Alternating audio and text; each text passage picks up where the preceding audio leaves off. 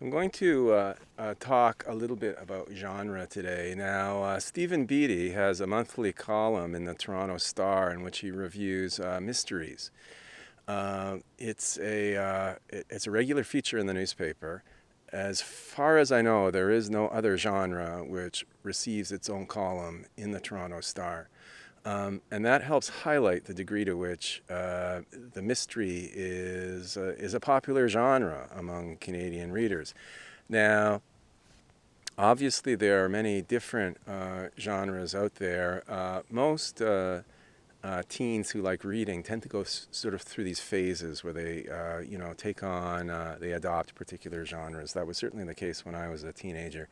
I read mysteries for a while, then I read thrillers for a while, then I read science fiction for quite a long time.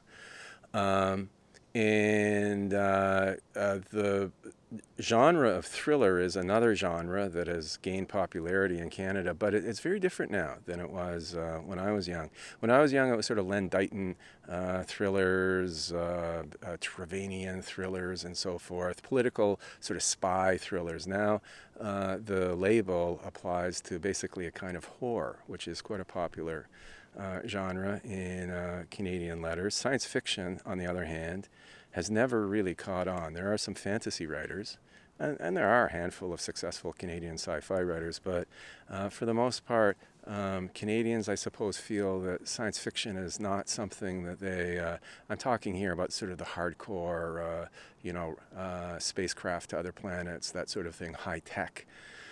Canadians tend to feel a bit shy and tend to feel that is something that other national cultures do. However, there's one genre in particular that I'd like to focus on, and that's history. Uh, that's sort of a quasi-genre. I tend to think that it's not really a genre at all. It can be literature quite easily. However, there's this sense among the Canadian literati, Canadian publishers and agents that we had too much historical fiction already and we don't need any more. I think the opposite is true. I don't think we've ever really had that much historical fiction in sort of the sense of being about actual historical events. The one genre that I think really stands out in terms of a Canadian innovation is what I term mid-richer, MID, richer.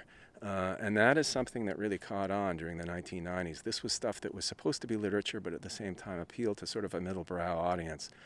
Um, that's a double-edged sword. That's a bit of a backhanded compliment to Canadian cultural production. But that is something that Canadians really were sort of innovative about. However, I don't think that we have nearly enough historical fiction, and that sense of a lack of history really comes back and bites us sometimes. We have a lot of ideas now about Canada being a white supremacist project, colonial estate, and so forth.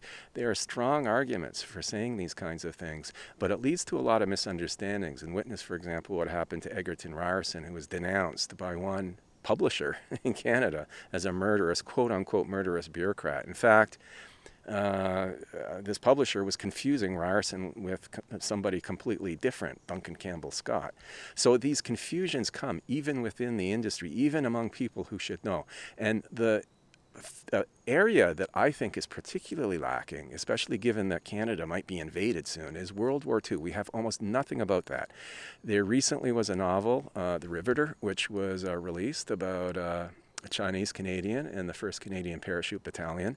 But there is still no novel, no historical novel about the amphibious landings at Juno Beach. And I know that the industry is not interested in that. I started writing that project, I don't know, 8 years ago or longer, and shopping it around. There's very little interest. I think this is a mistake that we're making.